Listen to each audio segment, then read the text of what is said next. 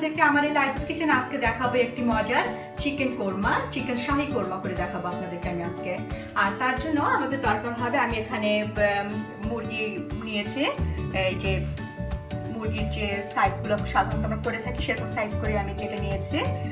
আর এখানে আমি নিয়েছি পেঁয়াজ বাটা, এখানে 2 ধরনের বাদাম আমি এটাকেও বেটে নিয়েছি। এই যে দেখুন, কাজু বাদাম আমরা যেটাকে বলে থাকি কাজু বাদাম, আর আলমন্ড, এই দুটোকে একসাথে করে আমি বেটে রেখে দিয়েছি এখানে।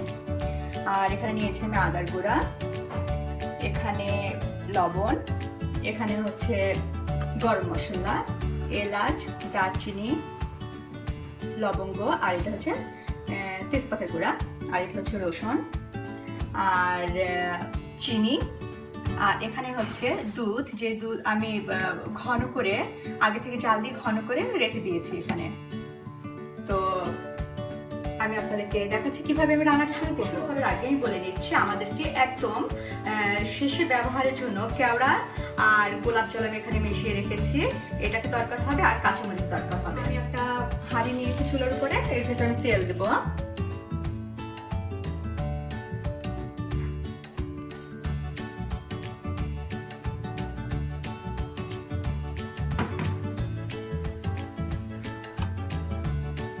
তেলের উপরে আমি গরম মশলাগুলোকে আমি হালকা করে ভেজে নেব শুরুতে। এখন আমি এর ভিতরে পেঁয়াজ বাটা দেব,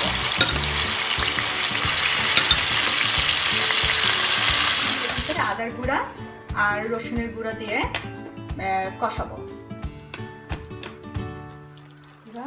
রসুনের গুঁড়া আপনারা বাটাও দিতে পারেন, আর গরম মশলাগুলো আপনারা চাইলে আপনারা ওটাকে গুঁড়ো করে দিতে পারেন।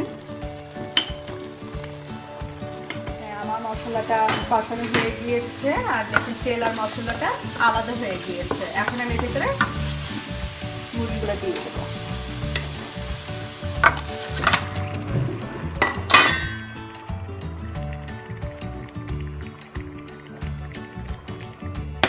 লবণ দেবো, দিয়ে নাড়াচাড়া করে মশলার মুরগিগুলোকে একসাথে মিশিয়ে ফেলবো। তারপরে অপেক্ষা করবো রান্নাটাই পুরোপুরিভাবে তৈরি হওয়ার জন্য। এখন আমি ঢেকে দেবো, 5 মিনিট পর্যন্ত অপেক্ষা করবো। দেখুন আমার মুরগিগুলো সুন্দর করে কষানো হয়ে গিয়েছে। এখন আমি এই অবস্থাতে এখন এর ভিতরে আমি দুধ আর বাদাম যে বেটে রেখে দেওয়া আছে সেটা আমি দিয়ে দেবো এর ভিতরে।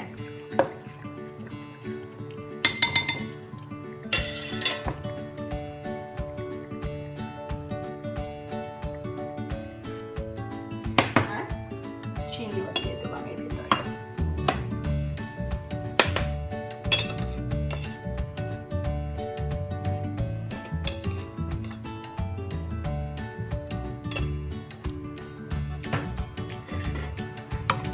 আবার নাড়াচাড়া দিয়ে ওই এটাকে আবার মানে ফুটে ওঠা পর্যন্ত অপেক্ষা করতে হবে।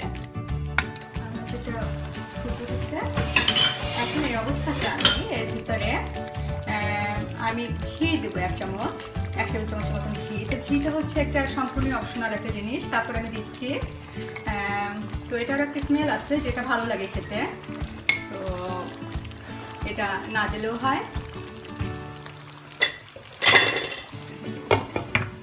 আপনাদের যদি প্রশ্ন থেকে থাকে ঘিটাকে কেন অপশনাল করা হলো, এটা কারণ হলো অনেকে স্বাস্থ্যের কথা চিন্তা করে ঘি বা ঘি জাতীয় জিনিস খেতে চান না, সেই জন্য এটাকে অপশনাল করা। ঘিয়ের যেমন ক্ষতিকর দিক আছে, এর কিন্তু ভালো দিকও আছে। আমার রান্নাটাই সম্পূর্ণ তৈরি হয়ে গিয়েছে। এখন আমি এর ভিতরে কাঁচামরিচ আর কেওড়ার গোলাপ জলের যে মিশ্রণটা তৈরি করে রাখবো এটা দিয়ে দেবো, দিয়ে আমি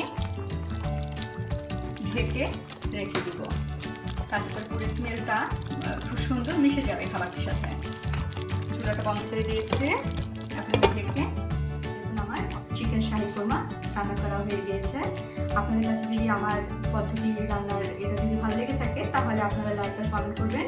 আর এরপরে আমি আবারও আসবো আরও অনেক মজার রান্নার রেসিপি নিয়ে। তো আজকে আমি এখানে বিদায় নিচ্ছি। কথা